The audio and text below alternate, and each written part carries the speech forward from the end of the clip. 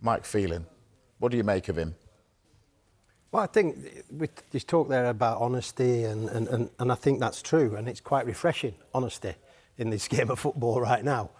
But I always remember, and I don't want to go back to the winning days, but it crops up a little bit when you have managers at Manchester United who control the press. The press conference is, and this is definitely a Sir Alex one, you control the press room. It's not the other way around. It's not the press control the press room. So you get the message out that you need to get out. And I think his honesty is there. That's definite. And he has got this effervescence about him. He does want to succeed, and that's great. That's really good, because managers' personality and managers' body language has got to come across as bigger than everything that goes on at Manchester United, particularly at that football club. So they've had some top managers, and some have succumbed to probably the honesty of it sometimes. So I think he's learning. I think he's definitely learning along the way what to say, what not to say. He's pretty open, great. But ultimately, you're the manager of Man United, and you have to start to show not just results, but consistency of performance. I think that's really important. How you want to do it, whether that's in his formation that he fancies, or whether he's going to be flexible further down the line. Those are the things that always crop up. How are you consistently performing to win football matches? And you're allowed to lose at Manchester United.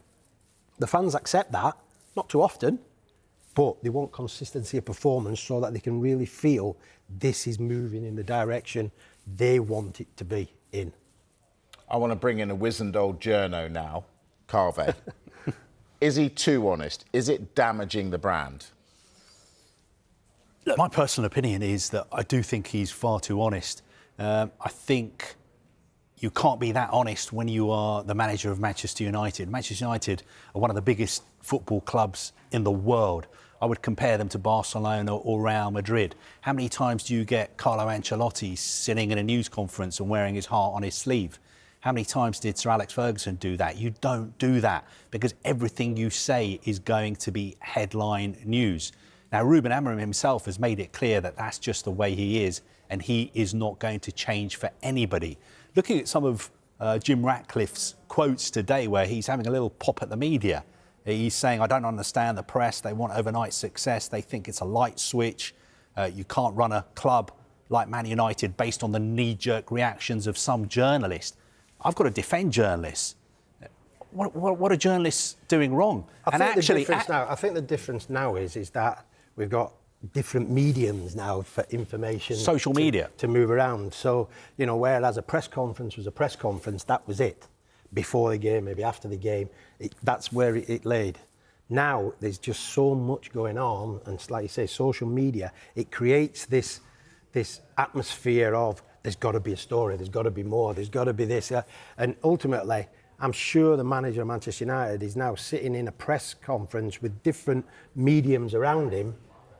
But as soon as he said something, it's out there. It's out there at different. But don't you think instead of having a go at the media, Jim Ratcliffe should be speaking to his head coach and saying, when you are speaking, don't give so much away. Well, there'll be people. It's not the journalist's fault. No. I'm not suggesting it is.